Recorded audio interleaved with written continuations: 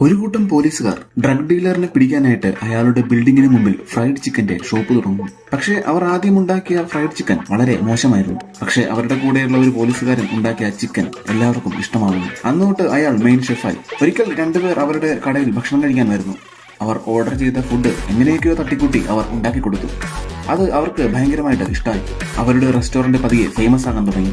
ദിവസവും ആളുകൾ വരാൻ തുടങ്ങി. അവർ കുറെ ക്യാഷ് ഉണ്ടാക്കാനും തുടങ്ങി. പക്ഷെ അവരുടെ മിഷൻ ഡ്രഗ് ഡീലറിനെ പിടിക്കുക എന്നുള്ളതായിരുന്നു. പക്ഷെ അത് നടക്കുന്നുണ്ടായിരുന്നില്ല. അവർ ആളുകളുടെ എണ്ണം കുറയ്ക്കാൻ വേണ്ടി ഫ്രൈഡ് ചിക്കന് 10 ഇരട്ടി വിലയിട്ടു. പക്ഷെ അവരുടെ റെസ്റ്റോറന്റ് വീണ്ടും ഫേമസ് ആകുകയാണ് ചെയ്തത്. പക്ഷെ ഒരു ദിവസം ഡ്രഗ് ഡീലറിന്റെ ബിൽഡിംഗിൽ നിന്ന് അവർക്ക് ഫ്രൈഡ് ചിക്കന്റെ ഓർഡർ വരുന്നു. അവർ എല്ലാവരും അയാളെ പിടിക്കാനായിട്ട് ഡ്രസ് ചെയ്ത് ഫുഡുമായി അങ്ങോട്ടേക്ക് ചെല്ലുന്നു. പക്ഷേ വാതിൽ തുറന്നത് ഒരു സ്ത്രീ ആയിരുന്നു. അവർ അവിടെ ക്ലീനിങ് ചെയ്യുകയായിരുന്നു. അവർക്ക് വേണ്ടിയായിരുന്നു ഫുഡ് ഓർഡർ ചെയ്തത്. ഡ്രഗ് ഡീലർ ഒക്കെ നേരത്തെ തന്നെ സ്ഥലം വിട്ടിരുന്നു. അവരുടെ ഗ്രൂപ്പിലെ പോലീസുകാർക്ക് എല്ലാവർക്കും സസ്പെൻഷൻ കിട്ടി. ക്യാപ്റ്റന്റെ ജോലിയും പോകുന്നു. ക്യാപ്റ്റന്റെ വൈഫ് ഡിവോഴ്സ് ചെയ്യുമെന്ന് പറഞ്ഞ് ഭീഷണിപ്പെടുത്തുന്നു. വേറെ വഴിയില്ലാതെ ക്യാപ്റ്റൻ റെസ്റ്റോറന്റ് തുറന്നുകൊണ്ടുപോകാൻ തീരുമാനിച്ചു.